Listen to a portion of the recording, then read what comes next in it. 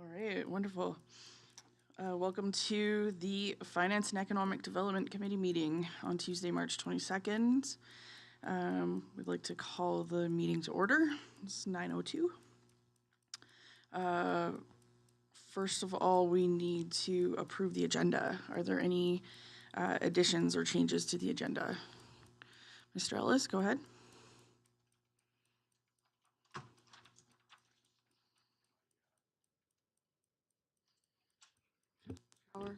There we go. We're good. Yes, Madam Reeve, change to F4 in the agenda is under the STARS donation. The recommendation section has council named as the committee. It's not. It should be delete the word council and put committee there. It's the Finance and Economic Development, Finance and Economic Council. It's not.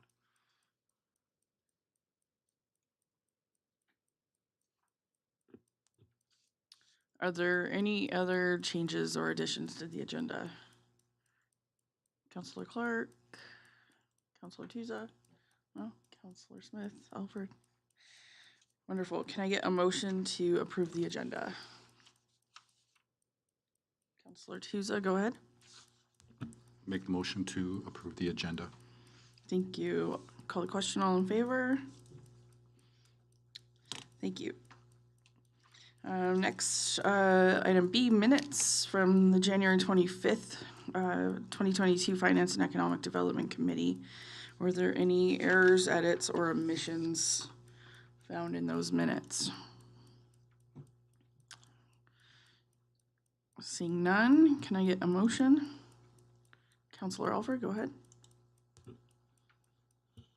I'll make a motion to approve the minutes. Wonderful, thank you. I'll call the question. All in favor? Thank you.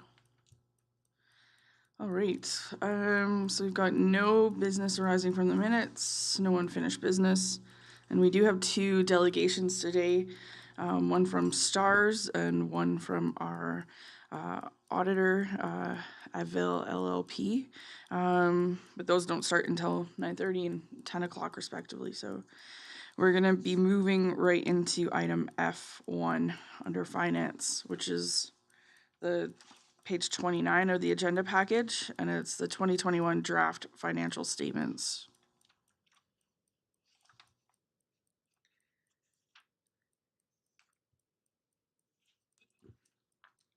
Through the chair, would you like to defer that until after Calvin's presentation at 10 o'clock? Sure. I don't know which other items we might want to defer then. I believe that would be the only one pertaining to the financial statements. Okay. All right, so then let's move on to page 77, F2, the Finance Information Report for January 2022. Let me just get down there.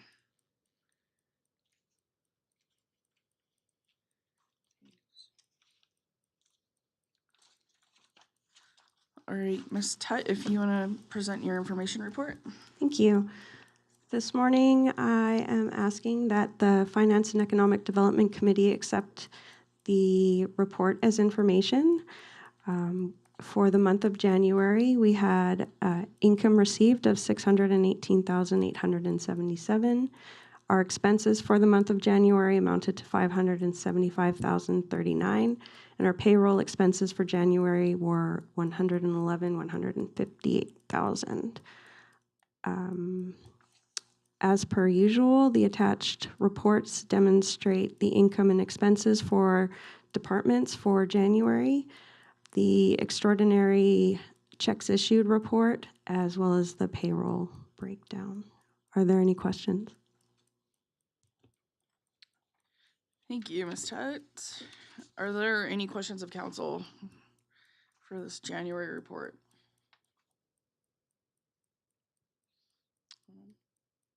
Councillor Smith? It's on the next one, I think. Okay. Councillor Clark? No questions? I did have a question on page 87 of the package, just with the extraordinary checks. The first one was for Exshaw Creek Construction Services for Golder and Associates. I think it's number 627. What is that for? And is that for extra work or is it for something that was part of the contract? Through your chair as part of the contract. Okay. Do you know what it was for? Like, is it a holdback or? No, it was the work that I believe that, as you can see, there's a whole number of items here for this. So they're done for Exshaw Creek as well as for Jura.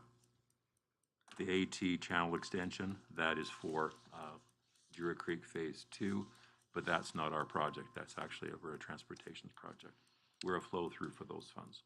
Yeah, sorry, I'm speaking specifically to the Exshaw Creek Construction Services for $4,242. That was to finish off the project. There was still some standing items from Golder, so that's what that was. Okay, and then have all the holdbacks been released? Not for those projects. They've not been Okay. released just yet. Okay, thank you. All right. Seeing no other questions here, can we get a motion from council, or sorry, from this committee to, well, there's 3 different recommendations back on page 77. So, administration, do you want 3 different motions here? Through the chair, no, we're fine with one motion for the whole Perfect. listing. Would somebody like to make a motion?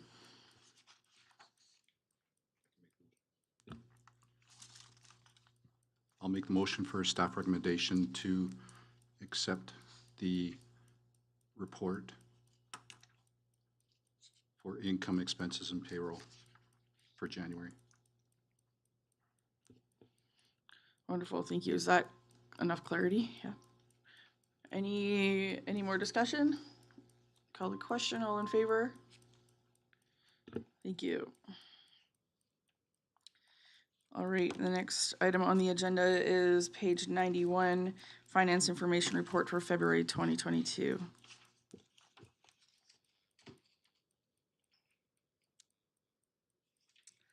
All right, Ms. Tutt, you can go ahead. Thank you. For this report, again, asking that the Finance and Economic Development Committee accept it as information for the income, expenses, and payroll expenses for February 2022. Income received was $39,497. Expenses for February were $543,869,000. Payroll expenses for February were $127,787. The attachments, again, are for the income and expenses for February 2022, the extraordinary expenses for February, and payroll expenses for February. I'm open for questions. Thank you. Are there any questions for administration?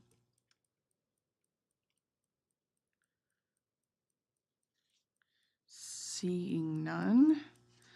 I also don't have any questions for this month. So would somebody like to make a motion?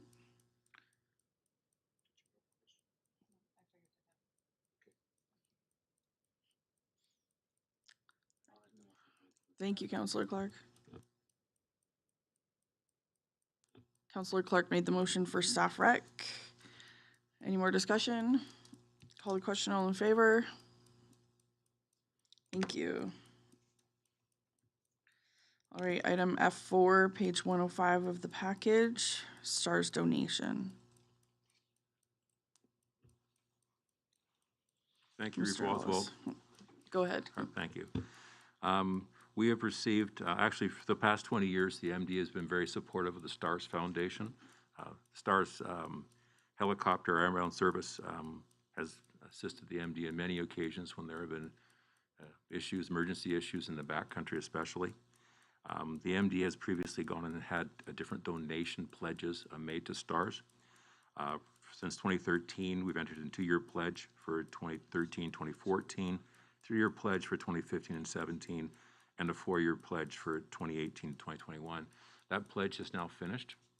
So we would like, there is a letter from Glenda Farnden from Stars Foundation, and that's requesting that council would pledge for another 4 years, donation being $3,000 per year.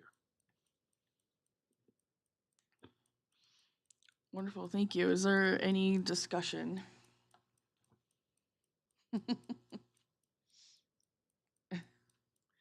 No discussion. Well, yeah, I'm happy to definitely support STARS. I think their services are highly needed and highly regarded in this area of Alberta, and the amount of calls that they do respond to, which will be presented in our delegation here at 9:30, was actually a lot more than I thought there were going to be. How much has council, I guess, donated to STARS in the past?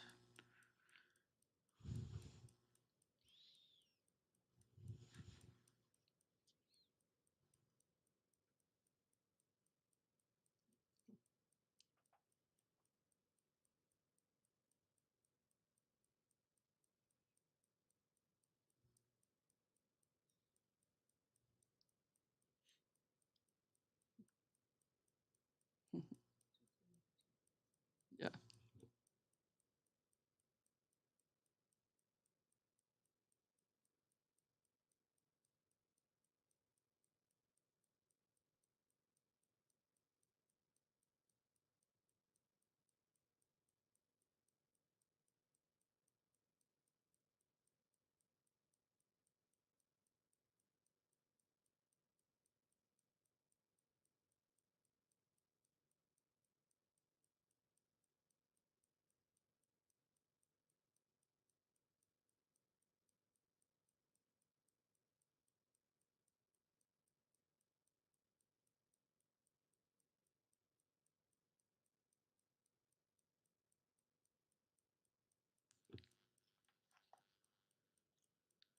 Through the chair. My system shows back to 2011, and that's $30,000 of contributions. Total. So it ends up being about $3,000 a year. Correct. So it hasn't gone up. The ask has not gone up. No, it has not. All right. I would actually be in support of increasing our donation, maybe to $4,000 per year. Just given, well, it's unfortunate that this decision's coming before the presentation, but the fact that STARS doesn't get fully funded, or even they're not even partway funded through the province, is always surprising to me. And it's communities like ours and others in our area that do fund this program. So I would be happy to even exceed the request of $3,000 a year, and bring it up to $4,000 a year. Is there any discussion on this? I would definitely support that. Thank you, Councillor Alford. I would support it as well. I would support it as well, and I can just add that I'm with the Ghost River Fire Department, so the majority of our calls involve STARS in the forestry area. When we respond to an emergency, medical emergency, say somebody's crashed their quad, they are essential.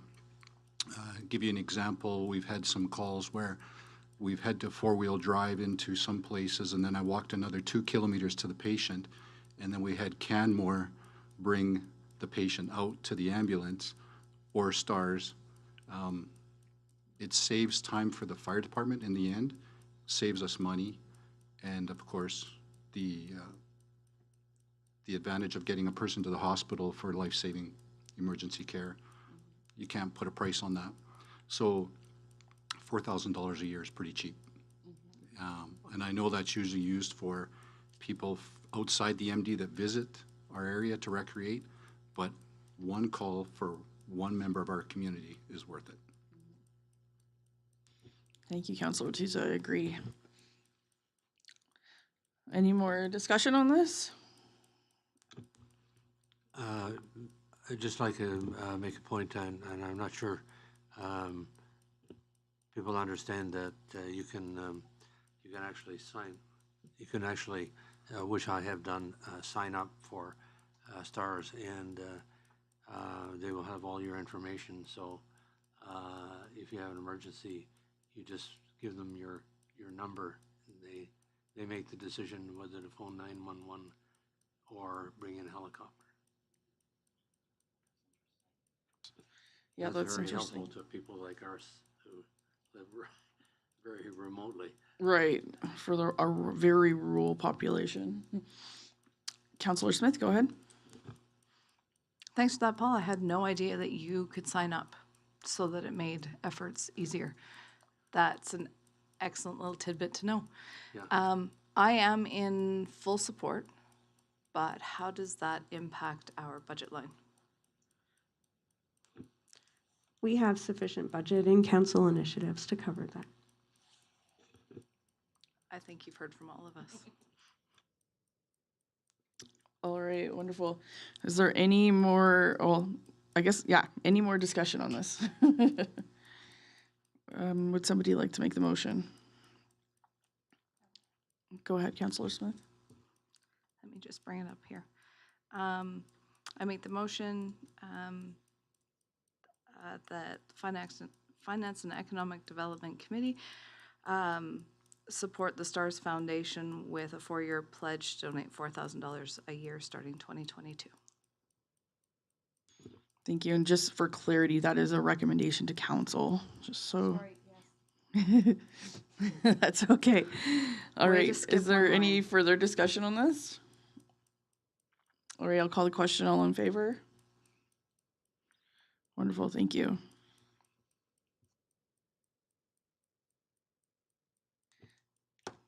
All right. Moving on to page 107, item F5, Bylaw 0422, Tax Rate Bylaw 2022.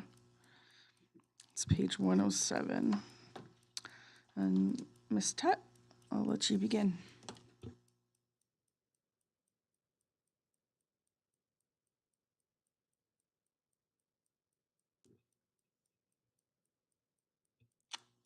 There we go. Sorry, had to find the correct page. So this is regarding proposed bylaw 0422, the tax rate bylaw for 2022. The first recommendation is Finance and Economic Development Committee, that the Finance and Economic Development Committee recommend to council, for council to select option 2 contained in the 2022 assessment values and municipal tax rate calculations to establish the rates for bylaw 0422, tax being the tax rate bylaw. And the second request is that the Finance and Economic Development Committee recommend that council provide all 3 readings to bylaw 0422, being the tax rate bylaw 2022 at the April 26th, 2022 council meeting. Sorry, that's a lot of 2022s. So this is to establish the tax rate bylaw to collect the budgeted revenue required for the operation of the municipality. This is established each year, and administration this year is proposing that the committee consider option 2 to collect the tax requirement of $6,539,361 as approved in the 2022 operating budget and 5-year capital plan. If we were to select the mill rate from last year as presented in option 1, we would be required to open the 2022 operating budget to amend the tax requirement for the additional allocation to the municipal reserves.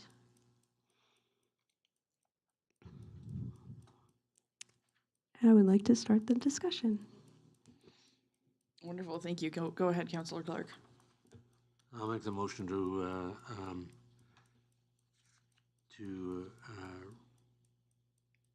take a recommendation as pointed out by administration that Finance and Economic Development Committee recommends that council select option 2 contained in the 2022 assessment values and municipal tax rate calculations. Wonderful, thank you, Councillor Clark. That's all right. Okay, Councillor Clark has the first motion on the floor. Is there any discussion around this or any questions for administration?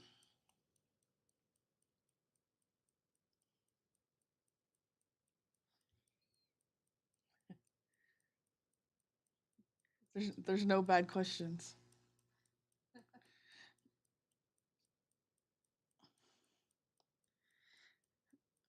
I guess my only question revolved around option 1, and you just clarified that that rate came from last year. So that would be keeping it consistent with the previous year. And then just for clarity as well, the total taxable assessment at 6.539 million, that is equal to the budget that we've already passed. Is that correct? Yes, that is correct. Okay, so this would be planning for every dollar we're from taxes being used. Correct. Okay, thank you. Are there any questions before I call the question? All right, council, call the question. All in favor? Wonderful, thank you. We'll be moving on to page 115, item F6, Bylaw 0522, tax penalty bylaw. Through the chair, Yeah, we just need recommendation for all 3 readings. you're right, we do. I even made a note of that this time. Okay, so back to item F5, where there's a second recommendation. So that's what you're referring to, right? Okay. The second recommendation is that Finance and Economic Development Committee recommend that council provide all 3 readings to this bylaw. So would somebody like to make the first motion? Or I guess we've already got the first motion. Would somebody like to make the second motion? I can make it. Thank you. I recommend that council provide all 3 readings to bylaw 04-22, being the tax rate bylaw 2022 at the April 26, 2022 council meeting. Wonderful, thank you. Any more discussion? All right, I'll call the question. All in favor? Thank you. And now we need permission to go into third. Would somebody like to make that motion? No. Oh, That council. oh, we don't need to do that for this committee. No. Oh, wow, okay. So we just need a final reading. Oh, okay. Yeah, through the chair, all you need to do is just say that staff rec for point number 2, recommendation 2. And then when you go to your meeting, council meeting, then you'll have to provide all 3 readings. Okay, No, you're good. so are we good? Yeah. You're good. Okay. Wonderful. Good morning.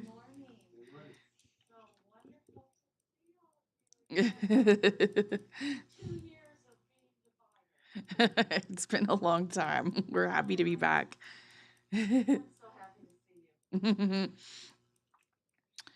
Well, I guess, should we do one more of these bylaws and then we'll move into delegations? All right.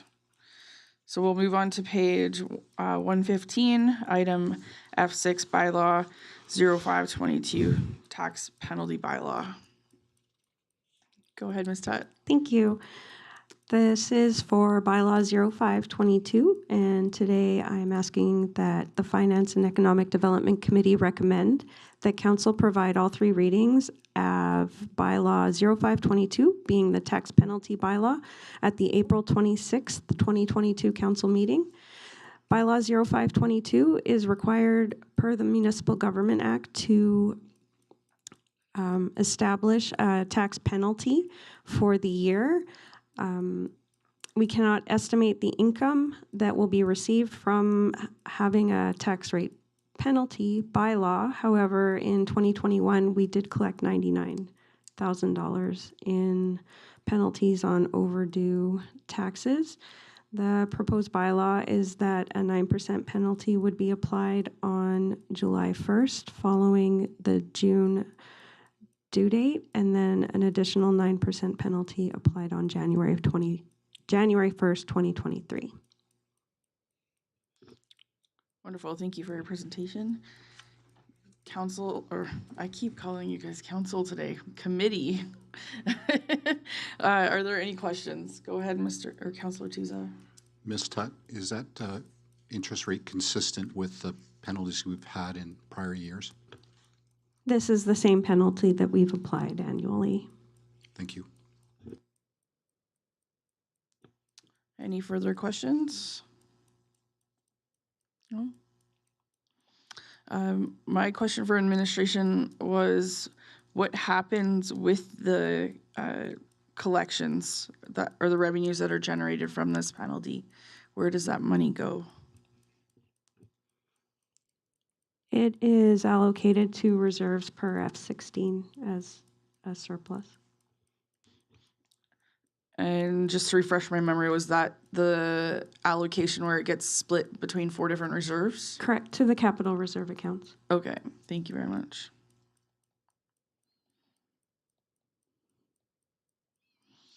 All right, would somebody like to make the motion?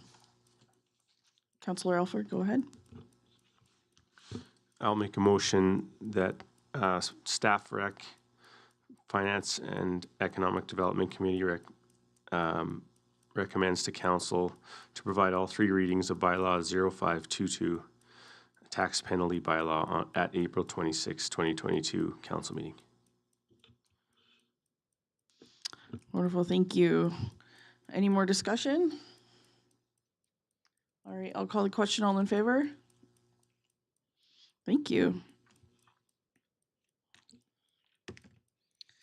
All right, well, we've got 2 more items left in this package before we go back up to a couple of the big discussions. But I think we'll leave items F7 and 8 until after our delegations are complete.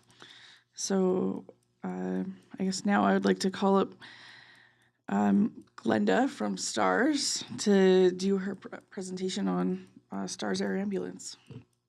Welcome.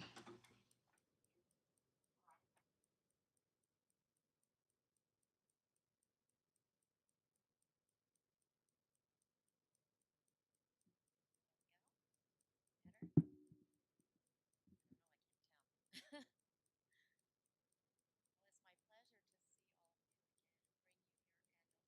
in the area today as well, so it was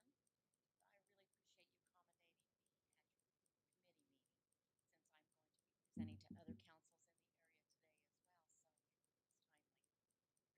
that.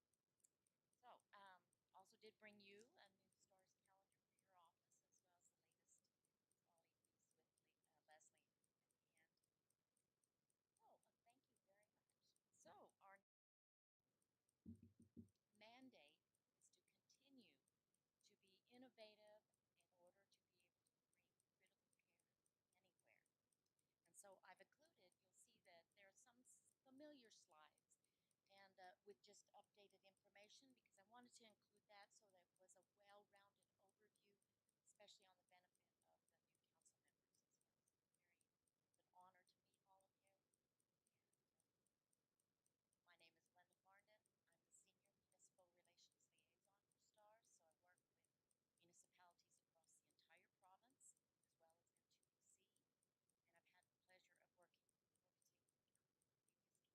working with previous councils for many, many years. So you'll look forward, hopefully, to seeing me once a year at least. And in the meantime, if there's ever any questions associated with STARS or have any ideas, or I am your liaison. Okay, next slide, please.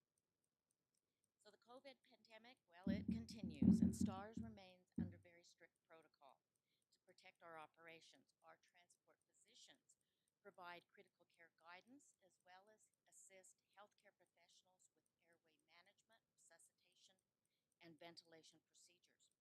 And we continue to see a rise in stress-related types of missions like heart attack, stroke, drug overdose, and approximately 1 in 5 missions are still COVID-related. Next slide, please. I'd like to go into the positive work that's happening behind the scenes in the STARS Emergency Link Center, which is located in Calgary. It is an immediate 24/7 safety network. They have access to every available resource, including GIS mapping as well as preset coordinates to help locate a patient. The Emergency Link Center receives over 32,000 calls each year. Now, of course, we do not fly on every single one of those, but we are integrated with the 911 system. So when calls come in, anytime it is of a critical nature, then our transport physicians are linked in, and they provide critical care guidance and oversight on every single critical call, regardless of how a patient may be transported. There's approximately a 1 to 10 ratio for every STARS mission flown. So in other words, if a rural area like the MD of Bighorn sees, let's say, 10 missions per year, then it's likely that STARS, through the Emergency Link Center and our transport physicians, have also assisted your first responders with approximately 100 other emergency requests during that year. Regardless of how the patient is transported, as I said, whether they go by ground ambulance, fixed wing, or STARS helicopters, it is our transport physicians that provide that link to provide critical care anywhere. Next slide, please. We also have a new pilot project now launched with our transport physicians now taking shifts in the Emergency Link Center. It's proving to be extremely effective. STARS crews, while administering critical care on the helicopter while en route to the hospital, our transport physicians are saving precious time on the back end by coordinating the complex logistical arrangements with the receiving hospitals, such as scheduling neurosurgeons, cardiac cath lab, CAT scanner, and CAT scanning is a mandatory for stroke victims. So, for example, in time-dependent cases like a brain bleed, for example, minutes count. And now our physicians are able to make virtual, face-to-face decisions with the other physicians, like in the rural centers or your local hospitals, using real-time diagnostics. And this results in the immediate direct delivery of a critical patient to the operating room. It is a game changer. Next slide, please. The pandemic has impacted our revenue in all funding areas.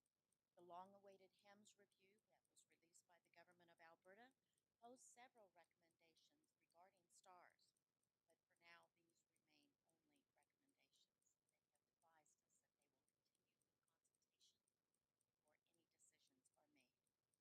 So in the meantime, they did extend the 20% government funding for STARS this year. With the increasing demand for STARS, this also means that we must continue to fundraise 80% of our operational funds required. The pandemic has forced us to think outside the box and be proactive. So we identified operational and fundraising efficiencies. Sadly, we even had to downsize staff members in affected areas like events over the past 2 years across all 6 bases. Our STARS lottery is our single largest funding source for STARS. And so because of this, in 2021, despite the pandemic, we decided to go ahead with the lottery. Of course, Albertans continue to stand by our side, and that lottery is so effective. And we're right in the throes of our 2022 lottery right now. In fact, tomorrow is the deadline, the final day. So we're really hopeful again that the big push for today and tomorrow that we will see another sellout, because a sellout represents $10 million net, which basically in Alberta provides for all operational funding for this event. It's crucial. So as we move forward, the calendar campaign, it's significantly decreased the inability to be able to travel to rural communities and have that presence. So municipal partners across the province offered to help, and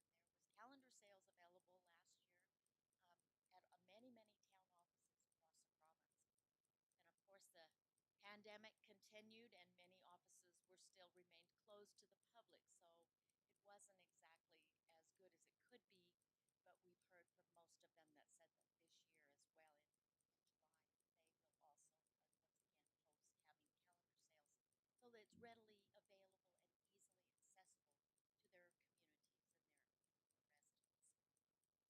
So as we move forward, it's an unforeseeable future for our mainstay events, and we cannot exist without community support. The long-running Alberta Health PSAC Stars and Spurs Gala out of Calgary is going to return in person this year on April 30th. So we're really looking forward to that. We're grateful to many rural communities that continue to host online 50/50s and raffles in place of their annual community fundraiser that haven't been able to be held. And we also developed a brand new, safe, online multi-provincial radiothon, which has proven to be extremely successful. So we're hopeful that we will keep that going for years to come. Next slide, please. Let's have a look at a 5-year mission overview for the MD of Bighorn. As we continue to see mission rates increase across the entire province, in your area, 70% of the missions flown are rural sing calls and search and rescue as well, and 30% are interfacility transfers or critical transfers from local rural hospitals. We also assist RCMP with search and rescue. Out in the door, we can be out the door in 8 to 10 minutes and begin the search while RCMP start to assemble search and rescue teams. And typically, these types of calls also involve a medical component. The MD of Bighorn sees overall an average of 23 missions per year, and there's been 4 additional missions this year so far. MD of Bighorn residents may also be flown in neighboring municipalities, and that would not be reflected in these statistics that are just in your area alone. This represents testament to the value of our partnerships. Your residents have access to STARS, their daily travels, or whether they're traveling across Western Canada from our 6 bases in total. We all travel, we all commute for work or recreation, travel into neighboring municipalities. I'm excited to inform you that we're also working on another exciting new project through postal code identity. Just now starting to gather the data and have that inputted.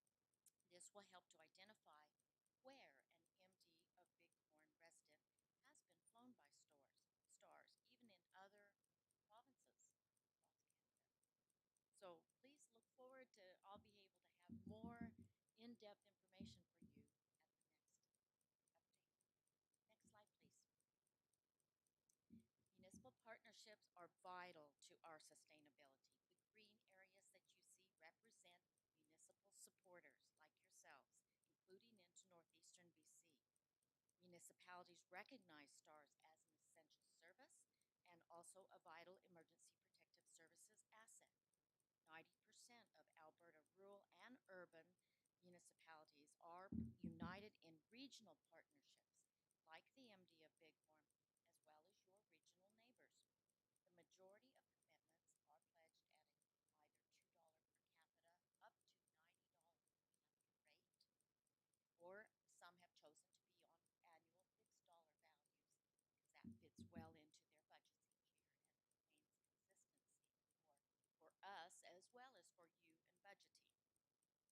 We thank you for your continued support. You're helping us to generate currently over $2 million per year in sustainable funding for our bases. The 7 municipalities that you see in the red boxes have received logo recognition as they've reached cumulatively over $1 million or more in support over the years. Next slide, please. You know, it was a massive undertaking, a $138 million fleet campaign. It seemed almost impossible at the time. And of course, not knowing that we were also going to be amid a global pandemic. It's the previous legacy fleet, coupled with the dire challenges of parts no longer being available and extended wait times for delivery of the parts, it forced our hand that we were going to have to replace the fleet. The current fleet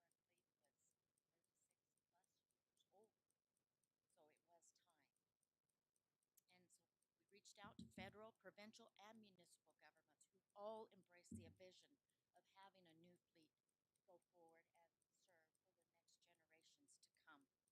We're humbled at the generosity of so many individuals, corporate and municipal donors.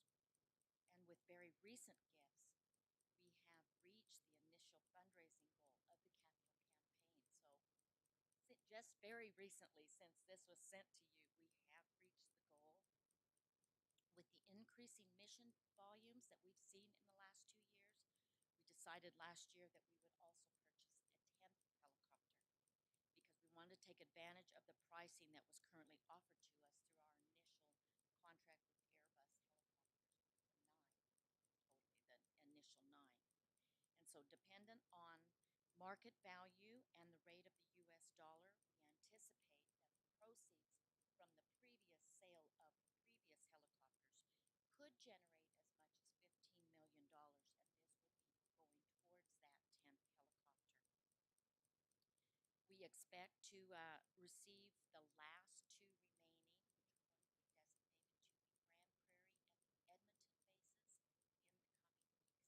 next few weeks. So we're very excited for that. Pilot training completion, hopefully by the end of May, as it was also delayed due to COVID. The only place in the entire world for them to go for this particular training was Grand Prairie, Texas. So with that, there was a lot of delays and we had to really push back on that. So now it's just started again this month that we have the rest of our pilots remain ready to receive training. Currently, MD of Bighorn has been being served by the new H145. Calgary was the first base a little over a year ago to receive the H145. As you see, the tail here, it's called the fenestron, and it increases maneuverability. It substantially decreases noise and vibration as well. In comparison to the previous BK-117, as you can see, it's very similar to the previous one. It's the same. It's a workhorse, which is why we decided to kind of go. This is the new upgraded, latest and greatest model, and it does exceed in speed, range, and fuel efficiency from our previous BK-117s.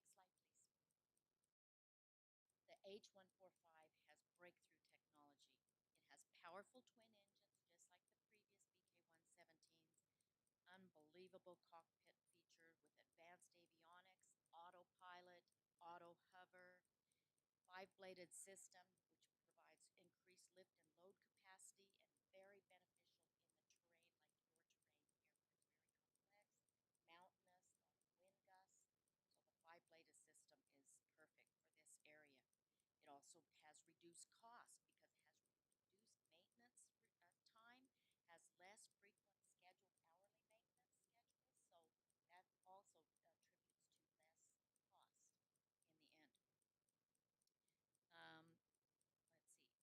already told you about all of that. On the next slide, please.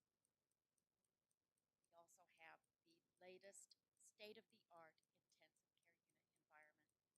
With the world-class expertise of our critical care nurse, as well as advanced life support paramedic, and of course our transport physicians working behind the scenes. This is proving that with their medical oversight on all critical missions, and now the virtual care, we're getting into that virtual space. We're going to have the opportunity using cutting-edge diagnostic tools on this particular helicopter. We can now transmit from the heart monitor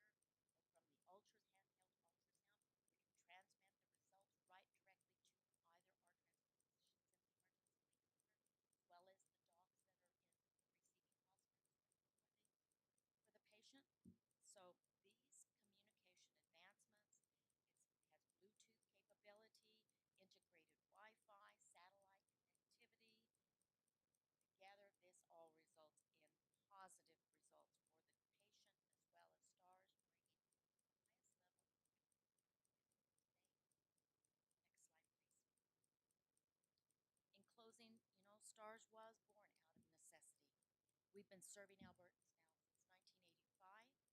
More than 45,000 missions flow at no cost to our nations. We thank you, MD of Bighorn, for your life-saving partnership with the stars in 1985. Have a nice day. Your previous pledge of support has expired. Our request is asking for continued support to ask you to maintain what you previously contributing, which is $3,000 per year. So you're on a fixed budget amount for another 4-year term. We do that in conjunction with your council term. We thank you for your ongoing commitment to STARS. You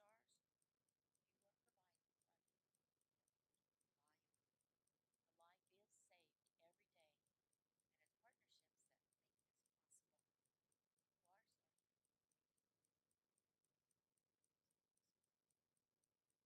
You are STARS. Wonderful. Thank you so much for your presentation.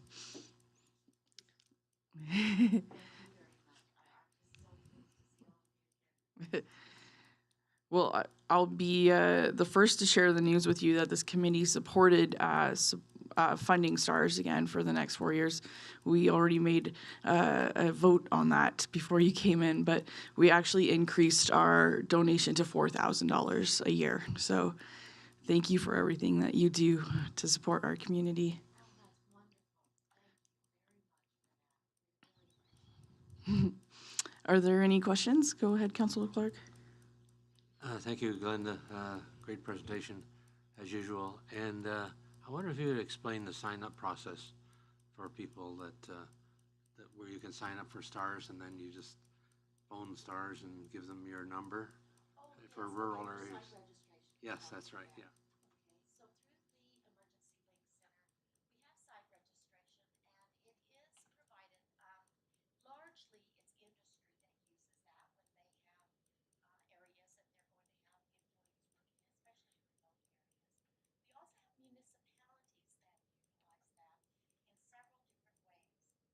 Um, if you have like annual public events like a rodeo or something, for example, you can list for that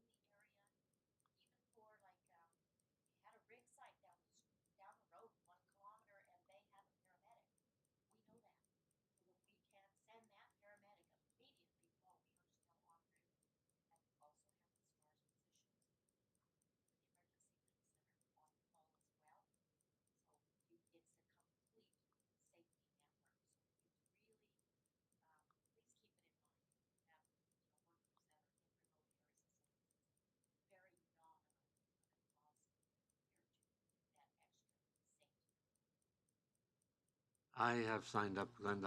I live quite remotely, and if you know there's a snowstorm or something and there was emergency, an ambulance couldn't get into my place, and so I would rely on STARS completely, and but I didn't hear anything about the sign. How do I get a sign?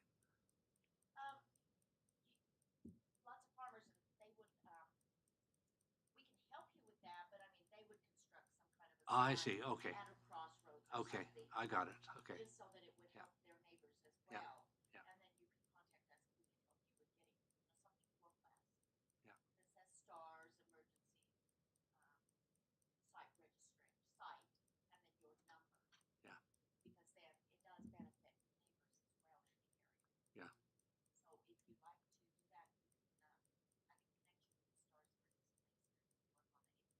If you don't mind to construct some kind of a sign, I can do that, as far as, getting world class design. Yeah. That'd be great. Yeah. It's an important factor. We've had others that, they've had their neighbors that have used that sign in order to get help as well, by calling in and giving your site registration number. It's important too, I mean, we have to acknowledge there is always bad weather. And sometimes ground can't respond, and sometimes we can't fly either. Right.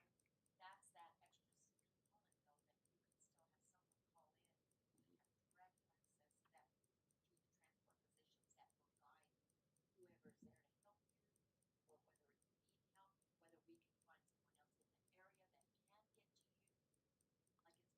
Like it's over and above just STARS in general. It's that whole safety. Thank you. Wonderful, thank you. Councilor Tusa, do you have any questions? No questions. Thanks. Any questions on this side? I had a couple of questions. I was just, well, I guess further to what you were just talking to with Councilor Clark, are those site preset coordinates, are they known by our local firefighters? Do you know if that's something they would have access to? I believe that they do through a certain system, like anything that's registered. This is kind of over and above. When you join site registration, we work with you to have your preset coordinates and everything loaded into our system. So that's kind of over and above, right? Mhm. Of what's just in the general, I can't think what the technical word is called for like your local fire departments and stuff. I think the advantage, though, is that we have access to all these other areas of support that are not included. Mhm. Like if you have paramedics at rig sites all around and this kind of thing, that's not included in what your fire departments would have access to in Right. general provincial guidance. Mhm. So it's kind of an extra step over and above. So when someone calls in to register a site for an industry as well, then that's when we work with them to preload all coordinates, preload locations, for everywhere that they're going to have remote workers, the direct contact as to who we would be talking to. We do a lot of ERP work with those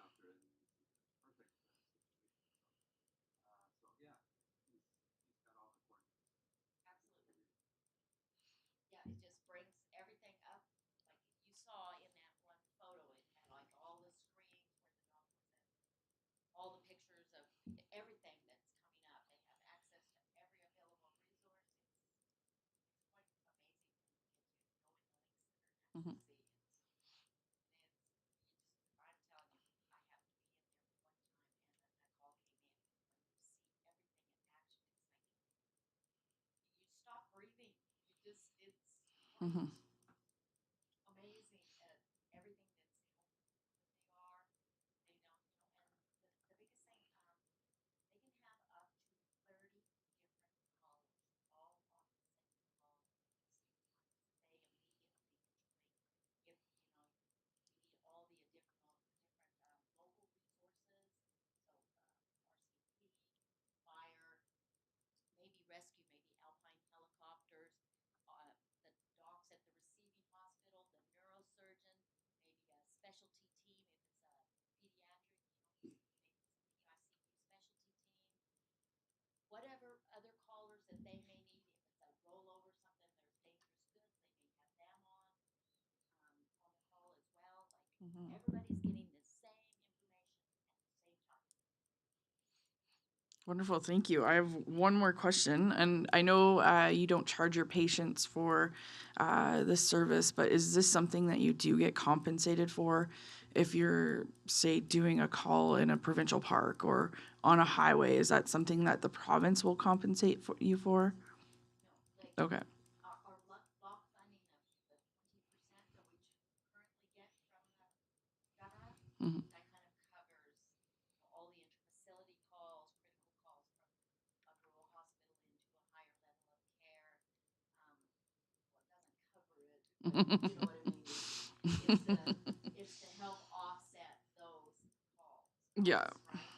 So then that's why the lottery at $10 million per year, out of a $38 million per year budget for 3 bases, like that takes a third off, right off the top, right?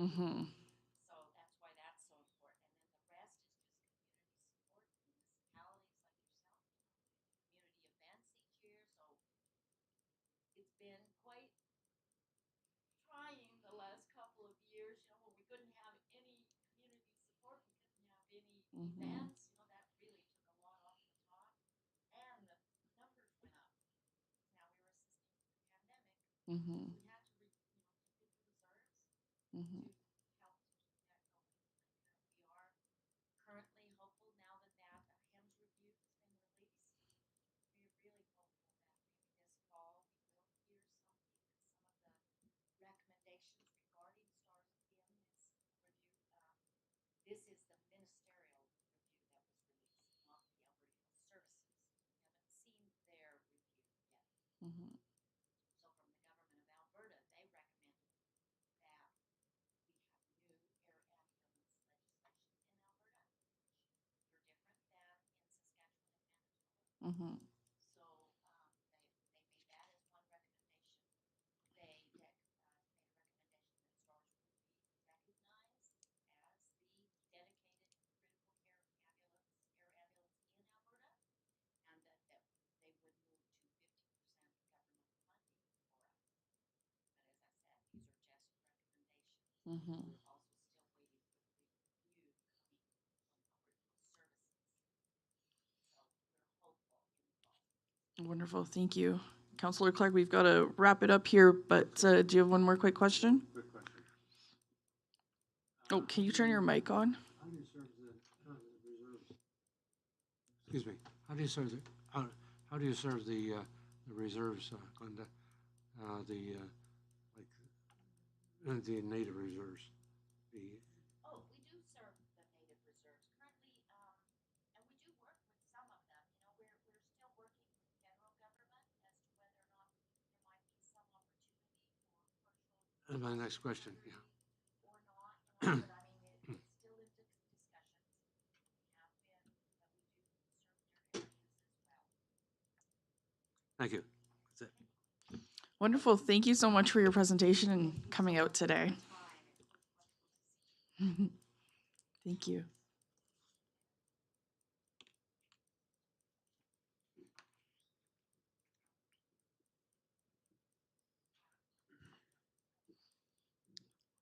My apologies. Everyone take care, and I very much look forward to seeing you again. Thank you very much. Have a wonderful summer. That's a good thought, eh? Have a wonderful summer.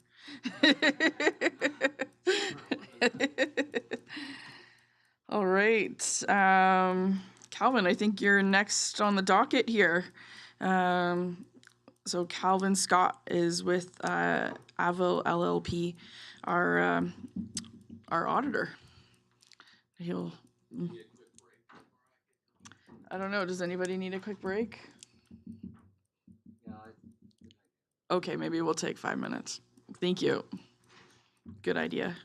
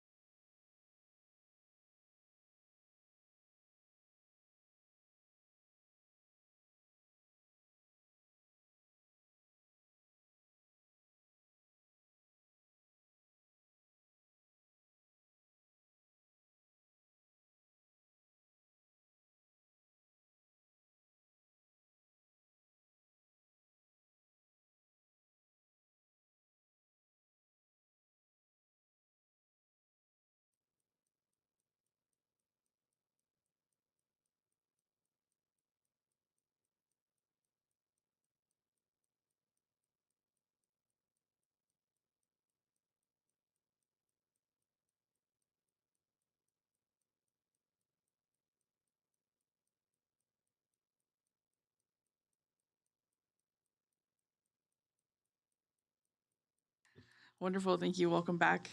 So we're gonna be moving on to our second delegation here, with Mr. Calvin Scott, of Avail LLP, our financial auditor. You can go ahead there. I think you need to turn the microphone on if it's not already on.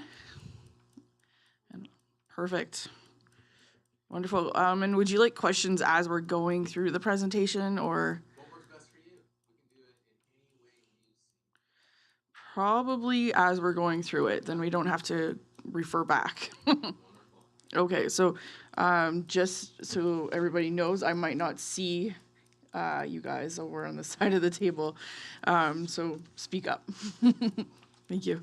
Just on that microphone,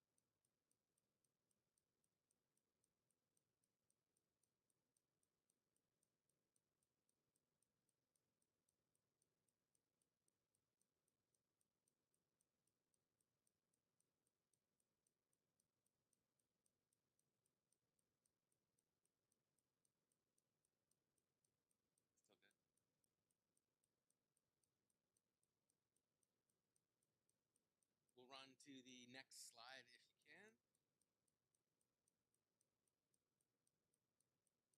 Wonderful. So the independent auditor's report, what we are paid to provide essentially is a report on your financial statements. We had a clean opinion.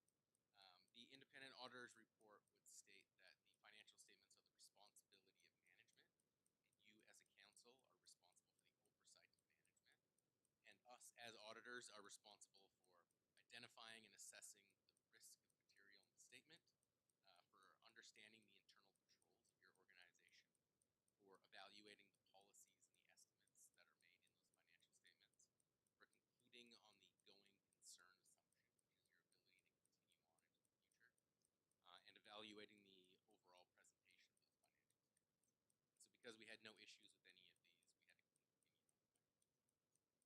And should we have not had a clean opinion, you would have been made aware of that much before today, so that you wouldn't be surprised by anything.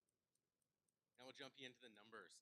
So I tried to break down the financial statements into more digestible, smaller amounts. I know it's hard to see there, so hopefully you have those numbers in front of you and it's easier to see. We'll look at the revenues first for the current year. Now, these are going to be the operating revenues. Municipal financial statements aren't the easiest things to understand, so hopefully I can do a good job of helping you. The revenues for the year on an overall basis increased by about $4 million from last year. On the tax side, not a significant change. We can see that the user fees and sale of goods increased by about 1.3 million. And this is mainly going to be due to a property sale, 101 Diamond Drive, that was sold for about $1.2 million, sits in this line item. On the government transfers for operating, this is going to be government transfers that come through. You can see an increase of about 1.4 million here. A majority of this is going to be flood mitigation grants that came in. So we'll see a significant increase there of about 2.7 million, with other grants coming down, but a significant amount of flood mitigation grants coming in. The remainder of the expenses or revenues, not significant changes. The other one amount that would be here is other revenue. We're going to see an increase of about 1.4 million in that line item. The major things that came through here would be the New Canada building plan for $720,000, the Jura Creek transportation revenue for about $426,000, and the FRIAA, or the Forest Resource Improvement Association development, revenues that came in for about $532,000. So all of those overall, we're going to see that increase again of $4 million compared to prior year. Yes. What's the Canada Building Plan? The new Canada Building Plan revenue. So there was about 720 in there, and that's going to be used. What was it used for in this? I've never heard of it. Off the top of my head, I can't remember what it was used for. Is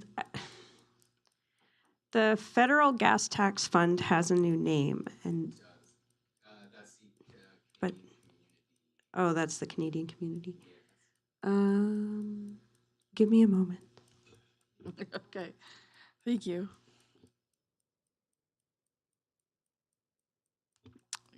Calvin, is there a section in this document that has this other category broken out more, or? Absolutely not. Okay. There is not. We Okay. can provide a bigger breakdown for you on it. However, it's just going to be listing on others. So generally, it's going to be one-time grants or flow-through grants on a regular basis, as opposed to the regular grants. The federal gas tax, the MSI, are generally going to be sitting in the government transfers for operating. Okay. And SRP will be sitting in there as well. Mhm.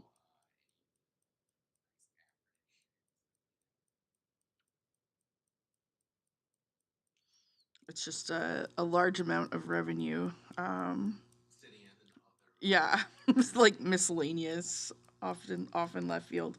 But yeah, would you mind going through that list again, and I will just write them down so I have a better understanding. Yes, so we have the new Canada Building Plan. Okay. About 720. The Jura Creek transportation revenue that came in was 426,000. And then the forest resource improvement was 532,000. Sorry, forest and RIAA was the acronym. oh, FRIA. Okay. Yeah. Okay, so that's a flow through. That was a couple payments. Okay.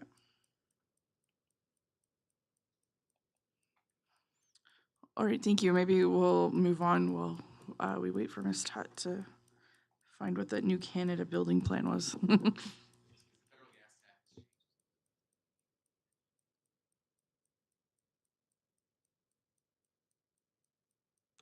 The acronym for federal gas tax is now CCBF, which is the Canadian Community Building Fund.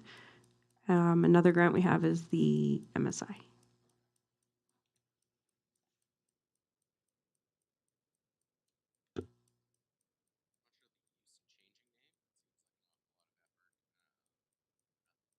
However, it is what it is. We'll run through the operating expenditures now. Jump to the next slide. For the expenses, so this does not include any capital expenses. It does include amortization, which I guess is a capital expense, but it's a non-cash expense. It doesn't include any repayments of debt or transfers to reserve. It's generally just going to be operating expenses plus that amortization. The amortization, however, is about almost $2 million, so it's a significant amount, and it's broken up all between these accounts. Generally comparable from year to year, though, so it doesn't really affect what. Expenses overall didn't change significantly. We increased about $720,000 from prior year. The major changes this year, administration came up a little bit, so about $257,000. This is going to be some studies that were paid for that weren't capital in nature. So we have some capital funding that would have paid for some studies. It doesn't meet the capitalization threshold of having a user benefit, so those get expensed through the income statement. The common equipment and pool is down about $153,000 from the prior year. So this year there's no part-time wages. We also had a decrease in the amortization that made up some of that as well. The water supply and distribution will see the biggest decrease here, about $1.4 million. So the prior year had the Dead Man Flat connection fees that were paid to the town of Canmore, and that was about $1.4 million. So we'll see that significant decrease through that expense this year. The other environmental use and protection went from $2.5 million up to $4.8 this year, and that's where all the flood mitigation costs get put. So the non-capital flood mitigation all comes through as an operating expense during the year. So we'll have the And the only other significant change here would be the public health and welfare. That was down about $164,000. Less FCSS revenues running through there, so we saw a decrease. Overall, we're going to see the excess or deficiency of revenues over expenditures. Last year sitting at a loss of $2.8 million, and this year we're looking at almost $600,000 surplus. And again, that includes the non-cash items like amortization, but this year the land sale really helped bring that up and increase the bottom line. Go to the next slide, which will just show us a summary of our revenues and expenses, and we can see that surplus of $598,000 this year. Below the line, we show the capital revenues that came in. So the MSI capital or any other government funding that comes in that's capital in nature is shown here. So we show operating revenues, operating expenditures that include amortization, which at its heart is a nice capital expense. We show the capital revenues, which push us into a nice surplus position. So you can see the excess of revenue over expenditures for the current year is at $1.5 million. So these statements would say that the MD made $1.5 million this year. However, it doesn't show that you spent a large chunk of that on capital, that you repaid debt, you transferred some into reserves. So that's one of the reasons these statements may be a little misleading to those who don't understand them, as this shows a large surplus but doesn't show what you've done with that surplus. Can you explain the unaudited column for me? The unaudited column is going to be the budget. So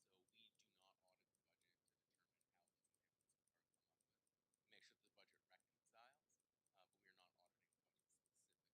We make sure that the budget reconciles, but we are not auditing the budget specifically to make sure that the third-party evidence we're creating, that budget reconciles well.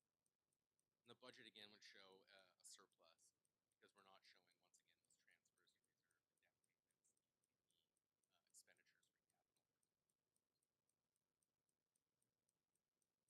We'll move to the next one, which would just be the statement of cash flows, which gives you a little bit of an idea on a cash flow basis of what happened during the year. So we'll see our surplus of $1.5 million this year. When we adjust for non-cash items, so that amortization of tangible capital assets, almost $9 million this year, we get that back because it's non-cash. So operations this year produced $3.4 million. When we look at changes in non-cash working capital items,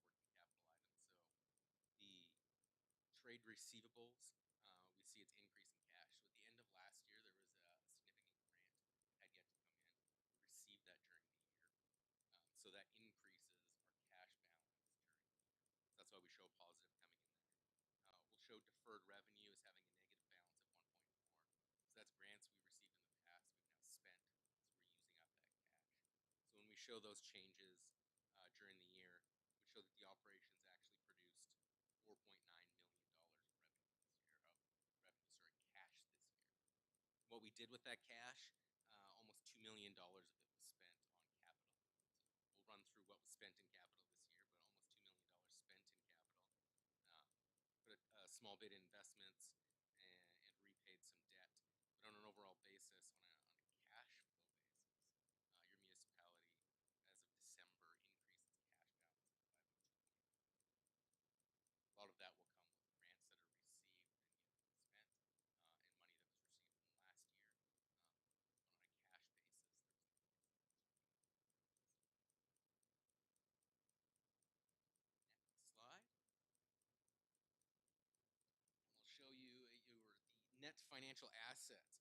So this would be as of December 31st, the net financial asset balance. This can change from day to day, but based off of December 31st, we have an overall decrease in financial assets, what the MD owns other than capital, about $495,000. So we went through the cash and why it's up. Taxes were down about $480,000. So as collections improve, we make some deals with oil and gas companies to get that money in sooner. We'll see a decrease in what they owe us, but we're actually bringing that cash in, helping increase the cash balance. On the trade and other receivables, at the end of last year, there was a grant from the Alberta Community Resilience Program. That was about $2.9 million that was owed to us but had yet to be received. So that came in. Thus, the accounts receivable went down and the cash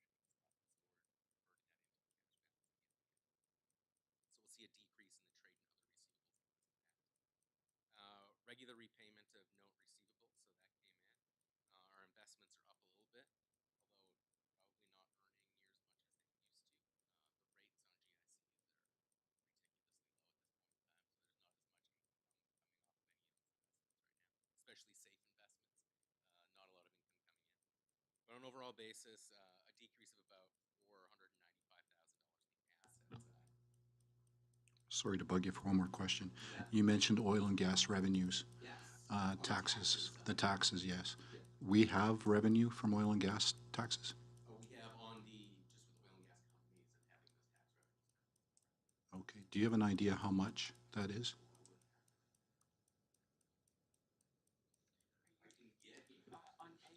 That's what I was going to work to it. Do we fall in the municipalities that have unpaid taxes from oil and gas revenues? That all municipalities have some unpaid. It's a matter of small. I can speak a little bit to that. It's not there's a small amount that is from oil and gas that is unpaid, but it's not substantial, and it's not to a point where we would need to be claiming anything with the province or utilizing the new Bill 77 as of yet. The tax clerk monitors that closely and refers it back to me when they do start to become past due. We've developed a few successful programs with some of our oil and gas ratepayers in that they make a monthly payment through tax season rather than a lump sum payment, and it's been successful in collecting the revenues, which is why we've seen the decrease in that unpaid taxes. Perfect. Thank you, Ms. Tutt. I feel relieved, especially after the recent RMA and listening to all the municipalities that are suffering because they don't have any of that revenue. We're in a safe position at the moment. It's always subject to change annually, but we do review it when the tax notices go out and try our best to collect where we can. Thank you.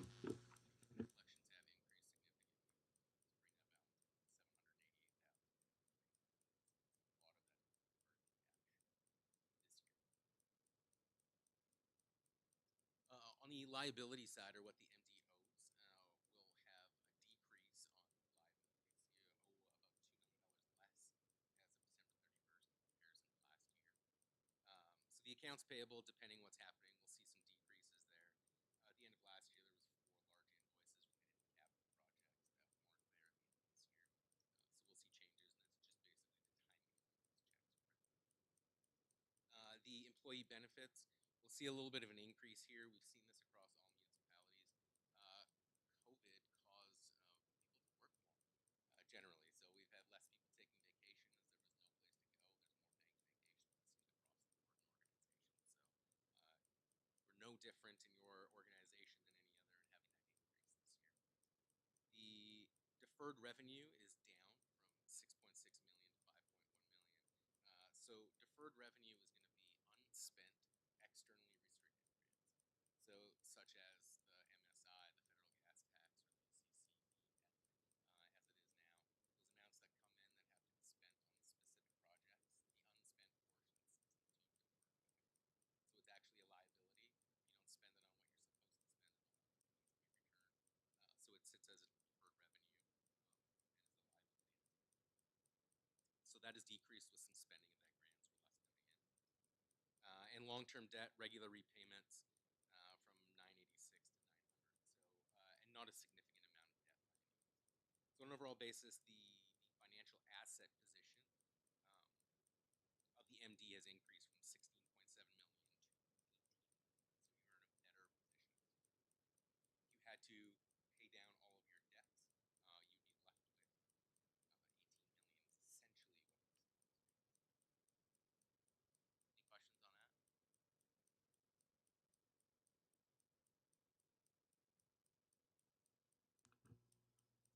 Is this typical of other municipalities? We can get into those in the comparative basis Okay. afterwards. There Okay. are some municipalities that sit in a net debt position, smaller municipalities. But generally, we hope to see everybody in a net financial asset position. I have a quick question. At what point does that number become too much in terms of being a municipal government and not, like, we shouldn't be putting money necessarily, like, we shouldn't be making ourselves wealthy. Correct. And we'll get into your reserves and what they look like and whether that is too much or not too much at this point.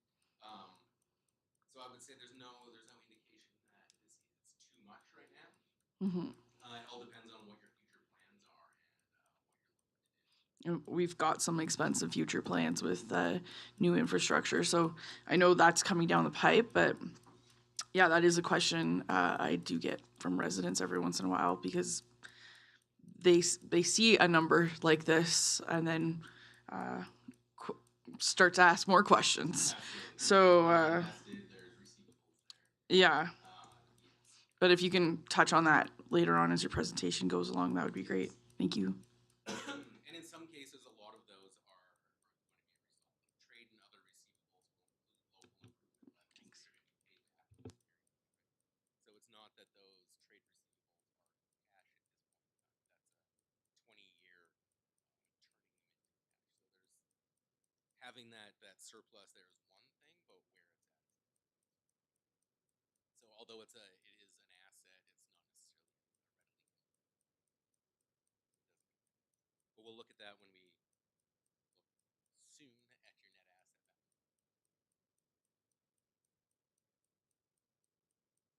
I'll run to the next, which is just the deferred revenue. So just to show you what was there at the start of the year and what's here at the end of the year, what was spent and what was received. See the grants that come in. AMWWP is another one, the wastewater grants. MSI Capital, Federal Gas Tax Fund, which has been changed. The name on it hasn't been changed, it just hasn't been put into the slide. So your financial statements do show this. Yes, purely for information purposes, a lot of councils like to see what they spend. We'll run through the next one, and this will be your non-financial assets. So as you can see, there's prepaids, inventory, and tangible capital assets. Well, the underground assets, buildings, vehicles, everything's included in tangible capital assets. This year, as I mentioned previously, there's about $2 million spent. Road work was about half of that, about $1 million of road work. There was the replacement of garbage bins, which was about $100,000. A new fire truck for about $182,000. And then a lot of small stuff. Council AV systems that came in is going to be a cost. Fire equipment, playground rehab. There's going to be some radios, lift station rehabs, all that kind of stuff takes up the rest of it.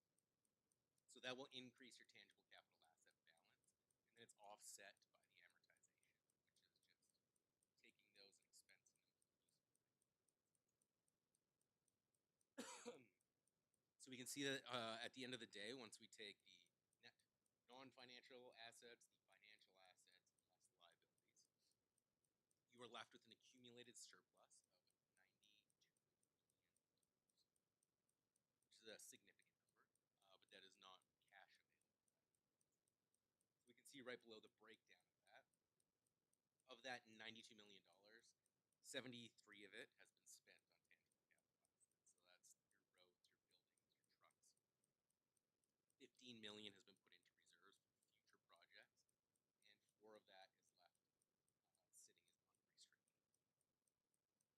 So one little test we like to do, and seeing if you have too much money or what is sitting there. So at this point in time, and it changes on an annual basis depending on receivables or not. But a quick test we like to do is to take your internally restricted reserves, so $15 million, plus your deferred revenue, which is the money we loan to other people at this point in time, which should be in cash, which is about $5 million, and then comparing that to your cash assets. See if what you put away and what you owe essentially right now to other people is covered in cash. And that will, as I said, move with payables and receivables depending what goes on. And right now, I think it's at like a $200,000 deficit. So a little bit offside. So the money you have put away isn't cash covered completely at this point. So something to look at just on a regular basis, timing-wise. Last year, it would have been further offside, and then once the grant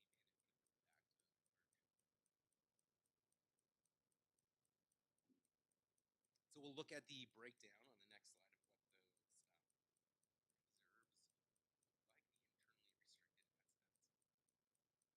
internally restricted assets.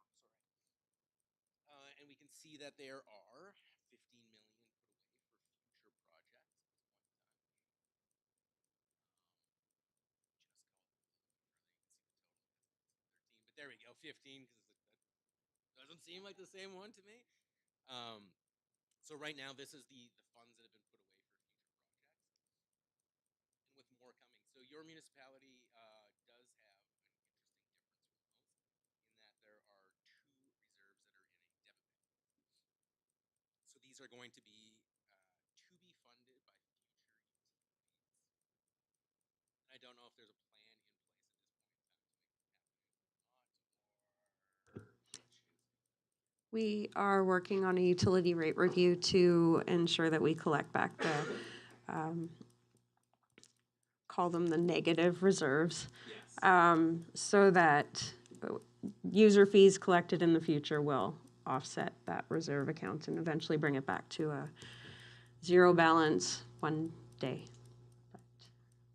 That is a 2022 project that was approved in the 5-year capital plan, was to contract that out to get assistance in ensuring that we do collect the right rates. Part of the reasoning for it would be large infrastructure projects that moved forward, and the municipality's cash contribution to those projects exceeded what was currently set aside in the reserve accounts. So those reserves were still allocated to it, but it's money that's already gone out and that we have to collect back in the future. When will council hear more about that? Hopefully before December. That's another review that needs to get started, along with several others that we are currently working on. So stay tuned for an RFP. I have a quick question, Calvin. Just wondering about, so something, if you go back to the page where you, page 18, where it said net financial assets at $18.2 million. Is that part of the reserve, or is that on top of what's in the reserve? That is not a cash number necessarily. Okay. That is going to be part of what makes up on that entire statement. If you were to see the entire statement, it's kind of the balancing act, if you will, Mm-hmm. on the other side. So the net assets, the financial assets less the liabilities gives you that net financial balance of 18 million. It's not necessarily making up the reserve by any means. It would be included between the reserves and or the unrestricted balance. So there are $4 million of unrestricted Mm-hmm. amounts right now. So that 18 million comes from this 15 million at the bottom of this page, plus the 4 million of unrestricted. So, Round about-ish. okay, Yes, not specifically, but essentially. okay. Thank you.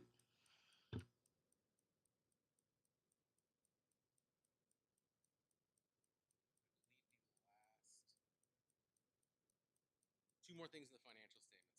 So two notes in the financial statements I'll take you through. The next one would be the debt limits. Your municipality has very little debt. So we'll be showing it at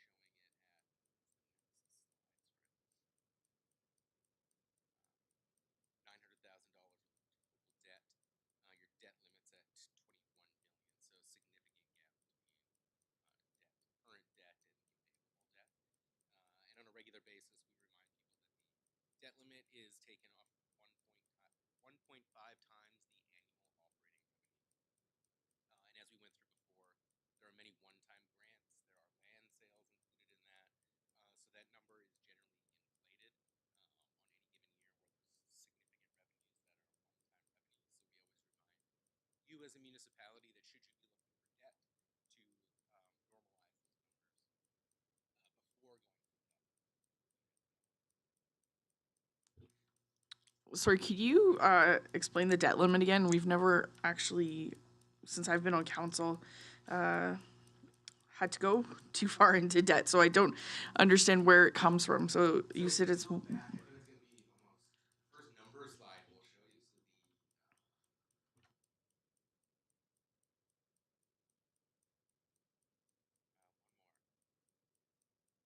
so two more actually, sorry, I lied. So it will be one more before this, and then we'll get you the number.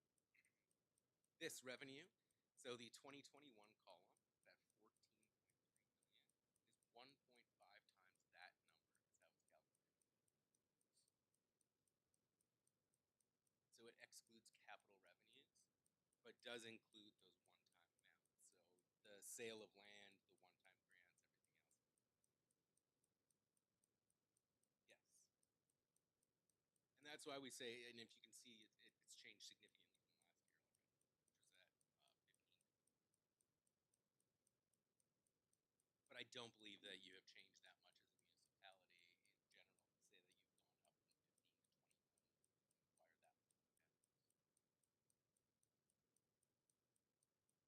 and acquire that much more debt. It's prescribed by the government of Alberta Municipal.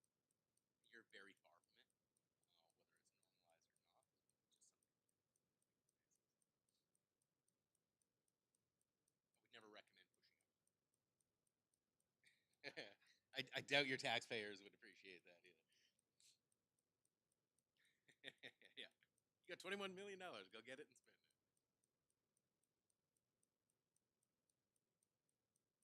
Sorry, we'll roll all the way back through. And the next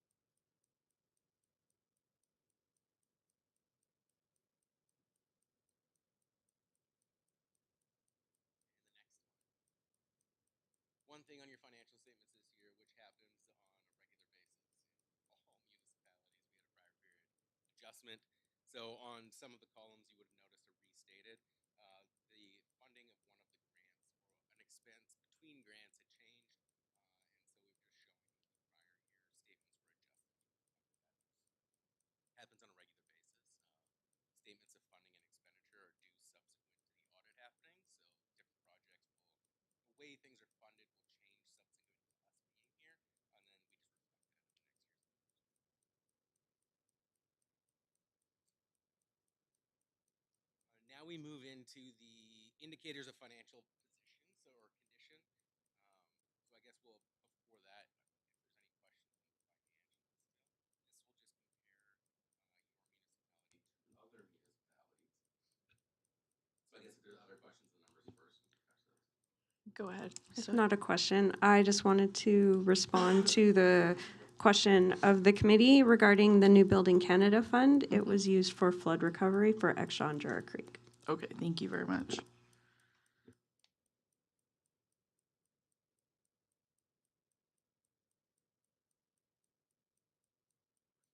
We'll run into the indicators of financial condition.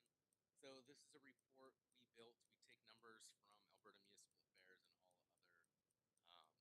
all other municipalities, and we created a report that would provide you some sort of comparison based off the numbers that are available, because every municipality wants to know how do we compare to others. So this is the best we could get to showing you some of those things. So in your case, is the numbers you'll be looking at will be that blue line, which is the so that's your main line. We do not have everybody else's numbers at this point in time, and that's why you'll see your line extend 1 year further than everyone else. The green line that is here is comparable municipal district averages. So there's going to be, how many do we have? 8 of them that are comparable size. So we look at based on population, because those are the numbers we can actually use, and we go 25% higher in the north is what we'll use with the comparative basis. So there are 8 MDs that are within that range of population. Just to give you an idea of what's there. So Birch Hills, Fairview, Starland, Smoky River, those are some of the ones that we'll look at in the comparatives. The next line you'll see is the red line, which is the municipal district average. So that is all MDs across Alberta.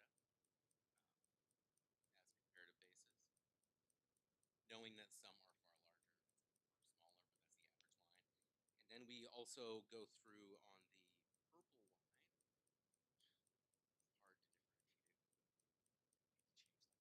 Change that color. But this is based off population, and it's just comparable municipalities.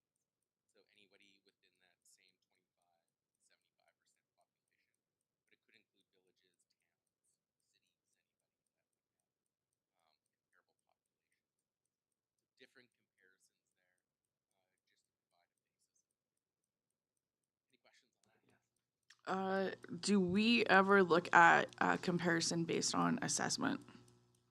There are some that are included in here based off of assessment, some graphs. Okay. Not significant changes within them, but yes. Okay. I'm not sure that actually goes into your presentation, but I can ensure you Oh. have the full report that shows some of those assessments. Okay. Revenues and expenses I did compare to the assessment. Okay. And then for the the red line, the MD average, is that just MDs or is that counties or? Counties. Okay. Yeah. All right, thank you. Go ahead, Councillor Clark. Calvin, we go through these every year, and I'd be very interested in your opinion of this is good news or bad news, or you're really good or you're really bad or whatever. Just or everything's okay. Everything's okay. Okay. I mean, it depends. I think this is where it was the origination of healthy, not wealthy came from. Yeah. Being in that position, I don't think it's a race to have the highest amount of assets by any means and have unhappy taxpayers saying there are too many reserves in place and what are you doing with all of our money? That's not the issue here. You're not in a bad position by any means. You have healthy reserve balances. When we get to those numbers, you can see that it's nowhere near as significant as some of the other municipalities that are out there. So I would say definitely in a good financial position, but not hoarding money at all. And I don't believe you're at a low point in comparison to any other municipalities either. So they're definitely not lagging behind. Councillor Tuza? Just wondering if you can explain the volatility between the years. Yes, depending on the graph. So volatility will go up. On this, the total assets on this first one, assets to liabilities. So this is all assets that you would own versus the liability side of things, what you own. The volatility will be high on this graph because the liabilities, as you can see, are about 6 to 9% of the difference here. So if you were to get a large grant for $2 million, it doesn't affect the top side very much at all, but that has a significant effect on the bottom side, and that's why you'll see significant volatility here. So in these years especially, there would have been grants receivable for flood mitigation that would come in that would be shown as deferred revenue, so unspent and restricted, which increases your liabilities significantly, but doesn't affect the asset side nearly as much. The cash for the $3 million on the bottom would barely touch the top side, but on the bottom side increases it by 50%. So that's why we'll see significant volatility on this one. And so this year, looking good, not a big change in the top side of it, top line assets, and we'll see the liabilities went down with spending some of those deferred revenues. And on an average basis right here, very comparable. So when we look through those numbers of 11 to 16 and you're sitting at 13%, you're right in the middle of all of those. So when you say too high, too low, you're right in the middle. It's a good place to be at this point in time. Yes, exactly. So you're shooting for right on average, which is great. I will move to the next one on assets to liabilities. And so this will take financial assets to liabilities, which means we're removing all of the tangible capital assets. So all of those buildings and roads, those significant numbers there. And once again, you're sitting right around average. So between 2.7 and 4 at the high end, and you're looking at about 3.4 on the financial asset side. So I didn't include that one, but when just for your own benefit, there's a couple more. I didn't provide all of the documents on here because it's not a significant change on either side. But again, very average when we look at taking out those unspent spending. On this one would be the current ratio. So we're just looking at much of the same side of things. So the current ratio is going to be current assets. So once again, not including all the tangible capital assets, taking out the current liabilities. So what this does and why you see that you're well above on this side, it takes the cash from that deferred revenue, but then removes the liabilities of it. So we're not seeing that whatsoever. And your municipality has a good amount of reserves and not a lot of debt or deferred revenue. The deferred revenue is about $5 million. When we take out the debt and deferred revenue and have just the reserves and the cash related to those, you're in a very good position in comparison to everybody else. Yes. But there's not a lot of significant current debt. You're paying down your payables on a regular basis. There's not a significant amount of employee obligation to pay out. You're in a good financial position when it comes to the cash side. And I'm not saying it's too much because we'll look at another one that shows that, but you're in a very good position. So others may be able to get into those positions with higher amounts of debt are going to find that they're not going to have the cash facility. So you're not overextending yourself and have some Is there a reason for our municipality, a smaller municipality, to have higher, I guess, a higher current ratio than other larger municipalities? Some of it will be based off of just investment factors. So if other municipalities are putting a lot of their reserve monies into long-term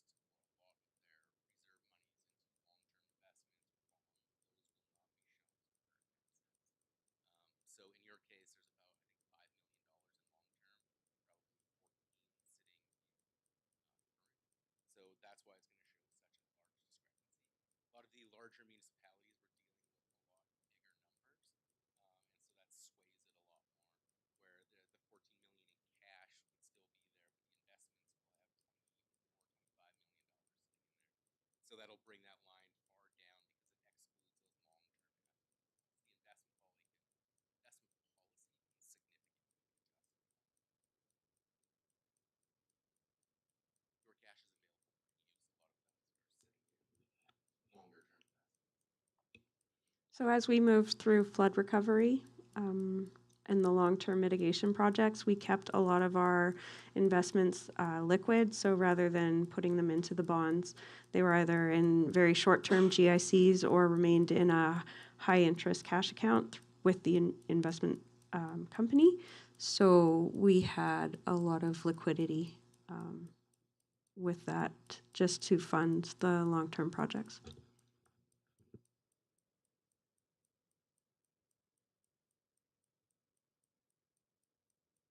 jump to the next one, which shows public debt charges and revenue. And here you want to be on the bottom. So again, very, very little debt in comparison to all of the comparators, the municipal average, the population average. Very small amount of debt, especially compared to revenues. Shouldn't be a surprise. Great place to be. I don't think you're lacking on providing for your tax base by any means, but don't spend too much money on providing services or anything. And the next one will show that again. So it's just debt to revenue on an annual basis, and reconfirms that on a comparative basis, debt is extremely low. So you can see 5 years ago we were up at 2.7 and now down to $900,000. So a large change, decrease in that debt repaid over time, and sitting in a great position. Very low debt comparison. Now we get into government transfers in comparison to total revenues. And if we want to see volatility, this is the graph for it. So every time there is flood mitigation, we're going to see a significant number, an increase in the government transfers. The same for large capital projects. So when we look at these numbers, we can see flood mitigation happen, and then it happened again this year, and we'll see the increases coming through. So that's all those additional grants. The next graph we'll show you is an interesting one. We'll go in line with the following as well. The net book value of tangible capital assets. So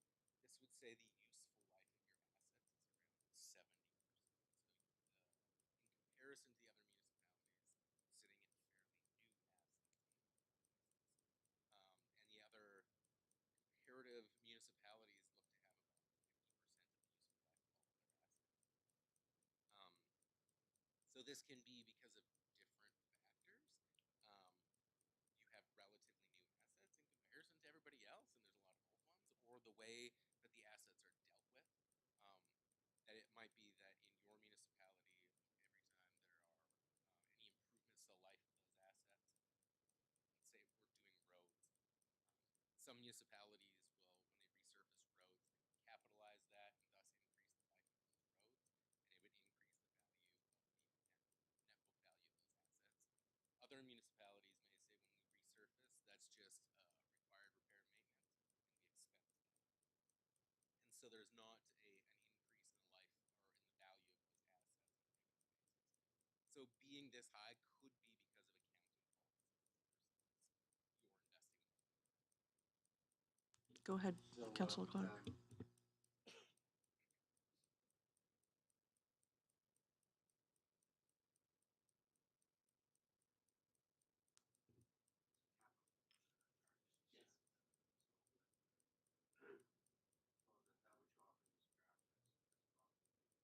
Yeah, so that was $1 million added to roads on a regular basis.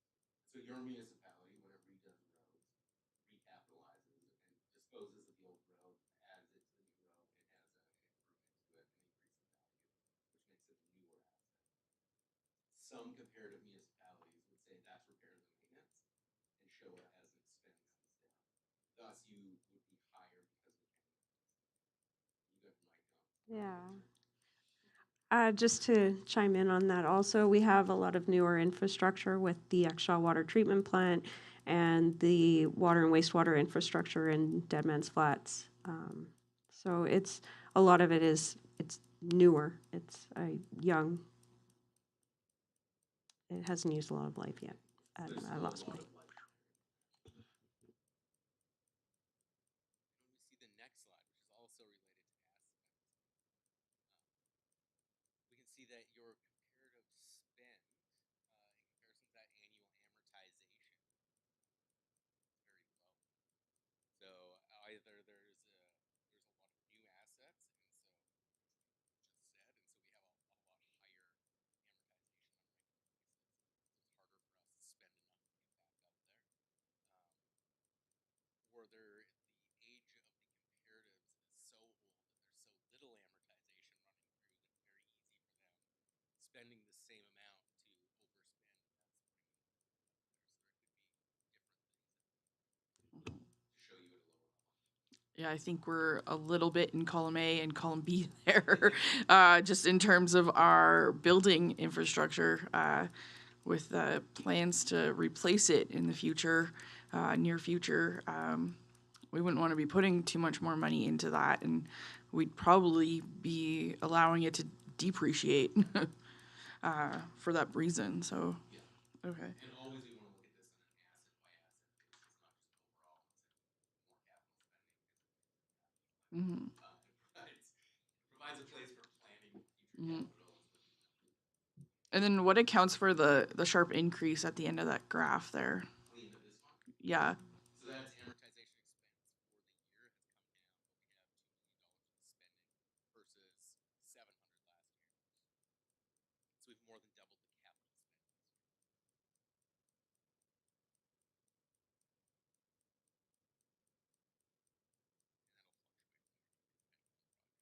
And that'll fluctuate by year depending on the project. The last graph I'll show you is the reserves to total accumulated surplus. So your accumulated surplus, if you recall, if everyone's paying attention, was going to be the tangible capital assets, the net book value of those tangible capital assets. Is going to be your reserves, which is $15 million, and then the unrestricted balance of $4 million. So this takes your reserves compared to the total of those amounts and shows you in comparison to other municipalities. So this would mean that on an overall basis, we're lower in comparison. So this is the healthy, not wealthy. So although there's a lot of cash there, there is a lot of reserves put away. On a comparative basis to others, your reserve balances are lower as a part of that total accumulated surplus when you look at a comparison to other municipalities. So this is always the graph that I always make notes, healthy, not wealthy on, because it's not a significant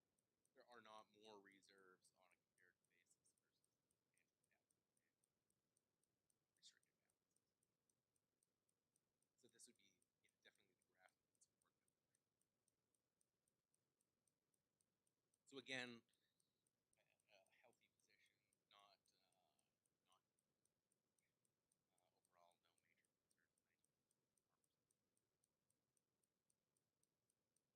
would be the management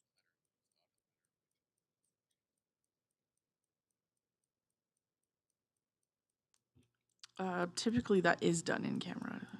Am I correct in thinking that, or administration? It's totally up to you. If Calvin's got any issues with administration's handling the finances, definitely is a closed session. But it's really up to you if you want to have a discussion with Calvin in closed session. Okay. Council would, or not council, committee. What do you guys think? So this would be an opportunity for this committee to ask Calvin any questions without administration. That's how I understand it? Okay. So would this committee like to have that opportunity in a closed session? No? Okay. I'm not seeing a need then. Our last report to you then, our management letter, will be the next one. We had no significant items to bring to your attention. We looked through everything. We tried to find any issues we can. We had nothing to bring to your attention that suggested we need any significant improvements at all. So thank you to your team, as always, for being awesome. This is my first presentation of the year. The first municipality done at this point in time. Oh, Fort McLeod's one of my other clients, and they are always the first month of the year, so this is the first time someone's beat them. They're next Monday, so you can stop in by a week. So the earliest. And our last thing is the post-audit letter, in which we tell you that we found no illegal acts or fraud, we had no disagreements with management, and we had no difficulties encountered during the audit. And it also states that there are some emerging issues as far as accounting changes, future accounting changes, big exciting stuff. ERO might be one of the things that would affect you in the future, so asset retirement obligation. There's a change coming with that. I think that's the only one. There'll be changes to purchased intangible assets, which I'm sure excites everybody. Changes to foreign currency investments, exchange transactions. Nothing that will have a significant impact on your municipality. The asset retirement may. So we need to identify assets that have future retirement obligations. So if there is, the easiest one's probably asbestos. If there's buildings that would have asbestos in them that need to be dealt with. In the past, we could get away with saying we're not going to be dealing with that building for another 15 years, so we're not reporting a liability. Now you need to assess what that liability is and report that future liability. So it would be a non-cash liability, but we'll need to look at assessing the impacts of such things. I could see that. I could see that impacting us. If there are unmitigated well sites, anything of that sort that you need to deal with, those things need to be assessed in liability. Interesting. Okay. So it'll be fun stuff. Yes.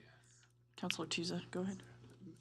At the Rural Municipality Conference, they were talking about moving away from MSI to a new procedure. Is that news to you? I feel like it's been out there. The idea of moving to something different. I know that the MSI system themselves have been performing detailed audits up to the point of looking at $1 to $2 variances on financial statements. What they need to adjust because that program will be ending. What the new program will be and how the funding works. But I know that program, that funding. We've known that the MSI program would have a termination point right from, I think, the onset of the funding program. There was always an anticipated end date. I believe they've extended it a few times now. At one point, I thought it was expiring in 2020, then it was 2022, and I think what I've heard now is 23 or 24 before they terminate, or so they say terminate the program. And it, from what I understand, will be replaced with a new grant funding program. I cannot remember the acronym or the name of it. But there will still be some provincial funding, but I think it's a method of decreasing it. Yeah, I think at RMA, Minister McIver said this, they extended it for 2 years. So this final 2-year MSI funding period is the end of it 100%. And then it will be moving into, I think it's like the FFSA or whatever. You and I wrote that acronym down and we're like, we need to look into this more. But I don't have my notes from that meeting, but that is what so it's ending, but then there's a new program starting. So I don't know how that impacts us in terms of the funding formula, though. So that'll be something to consider, I guess, and maybe talk with Shayna about in the future, maybe at a future finance meeting to understand where that takes us.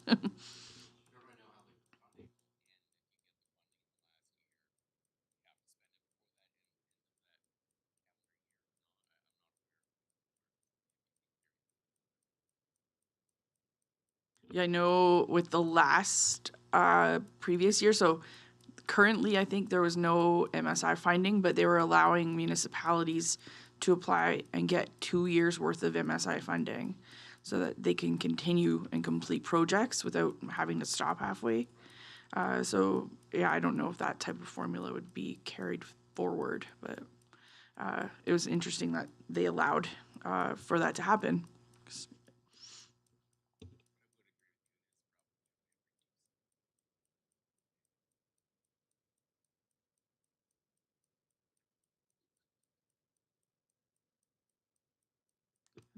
Do any other counselors have any other questions? Wonderful. I I don't know if, oh, Councilor Clark, go ahead. I believe this is just a formality, but one of our past counselors always asks this question, is did you get full cooperation from administration in doing this audit? Thank you.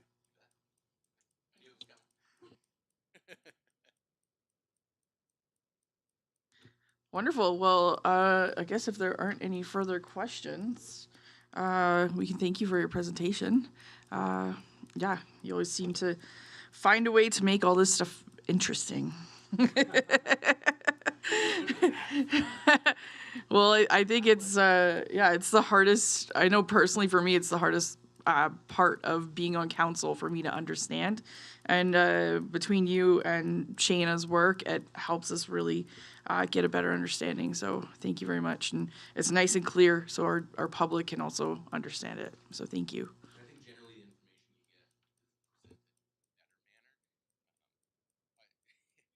In the way it's laid out, I haven't seen your presentation, so I guess it's unfair. I'm sure your presentation method is wonderful.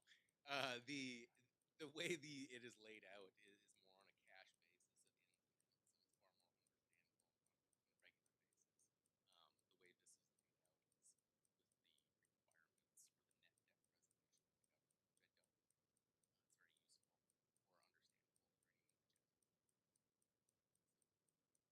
Sorry, useful for understanding. I tried to get into a better format for you. I do have a question. Where does your report go from here? Does it go to a government agency? So on May 1st, I guess is the deadline for submission to Alberta Municipal Affairs.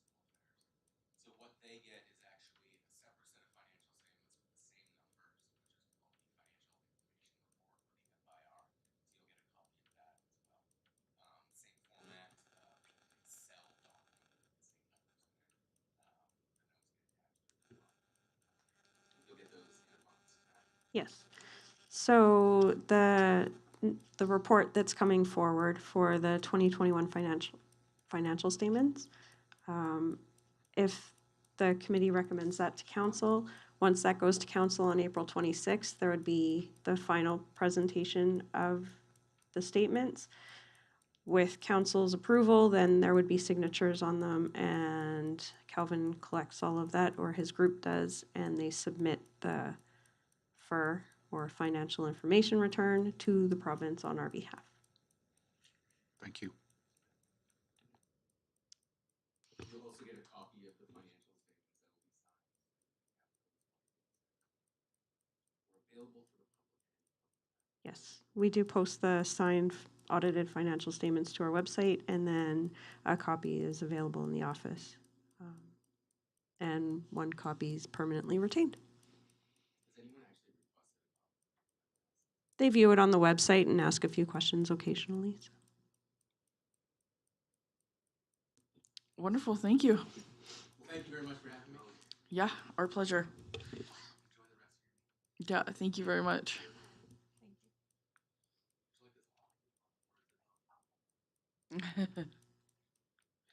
Thank you.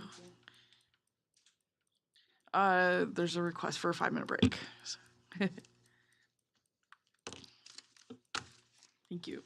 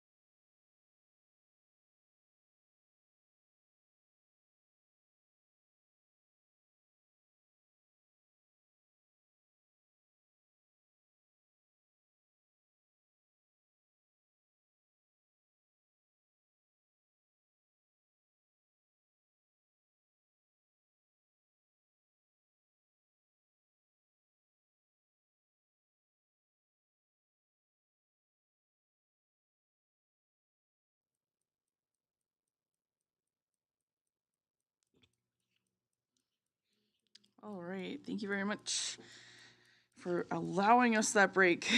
So we are going to be moving back now to item F1, page 29 of the agenda package, and that is the 2021 draft financial statements. No problem. Ms. Tutt, take it away. Thank you. So further to the delegation that we just had with Calvin Scott, this is the presentation of the actual statements. So this is the 2021 draft financial statements. Today, administration is asking that the Finance and Economic Development Committee recommend that council approve the 2021 financial statements as audited by Avail. This is in accordance with the Municipal Government Act, and it is a legislated requirement that the municipality prepare annual financial statements and the financial information return, which you've heard referred to as the FIR. It must be sent into the province no later than April 30th or May 1st of the year. And as the statements are property or of those of the MD, they need to be approved by council before they can be submitted to the province. Attached to this report is the post-audit letter that we just discussed with Mr. Scott, as well as the management letter, municipality reports, and the 2021 draft audited financial statements. Wonderful, thank you. Councillor Clark, go ahead. I'll make the motion, Madam Chairman, to make the staff rec for the Finance and Economic Development Committee recommend that council approve the draft 2021 financial statements as audited by Avail LLP. Wonderful, thank you, Councillor Clark. Is there any discussion before calling the question? So this is just a recommendation to council. So personally, I had a hard time reading this package just with a technical glitch. So I know it's reassuring for me to know that I still have time to review it before we approve it through council. So I appreciate that time. All right, if there's not any further discussion or questions for administration, I'll call the question. All in favor? Wonderful, thank you.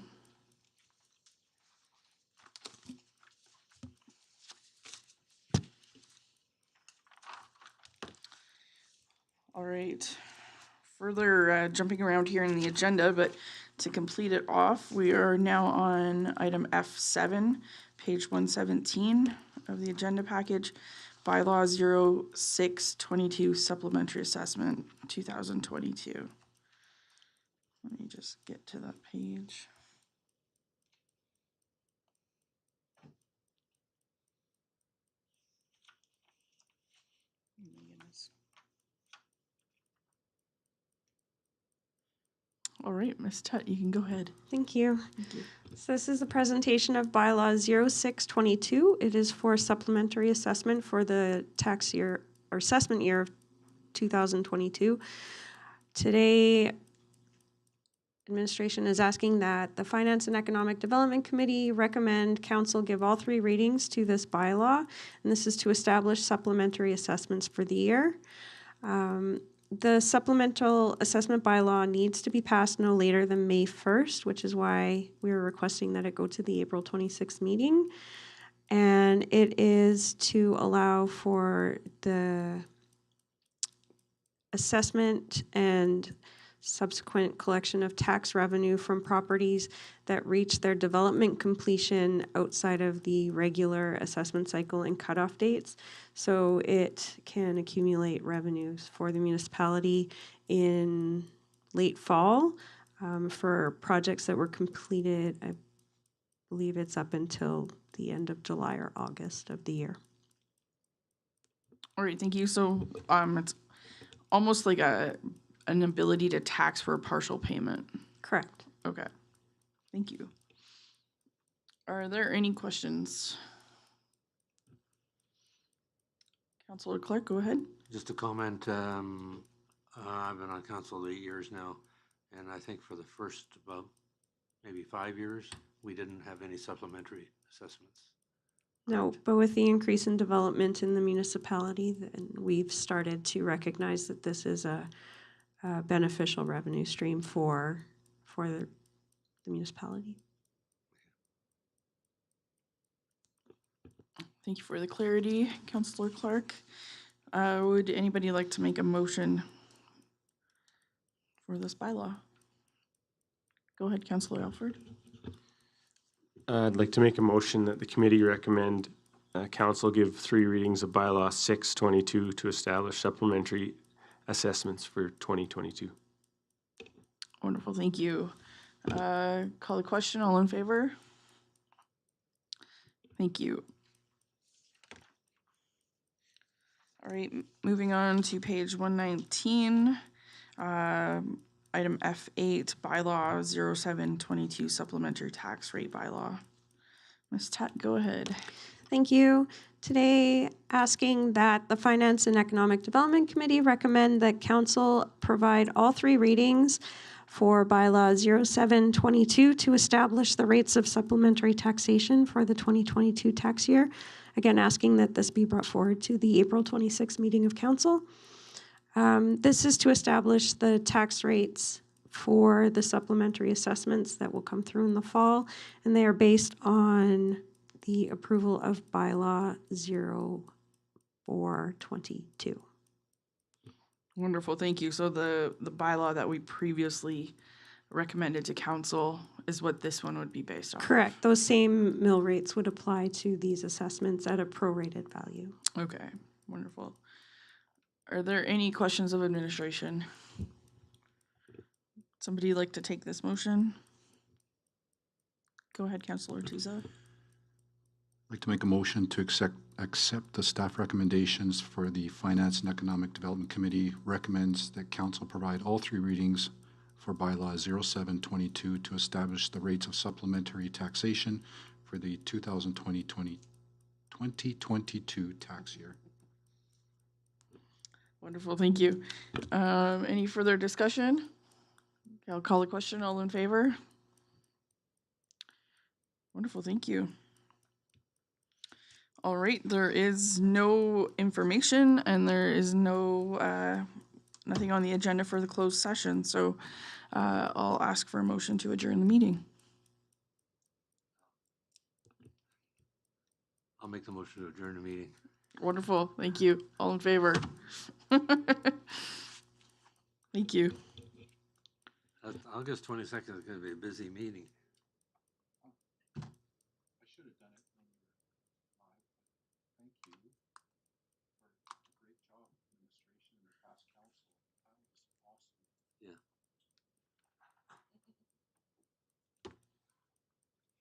Yeah, that's good news. But we've got some big expenditures coming at us, so. Yeah, we do. Yeah. Yeah,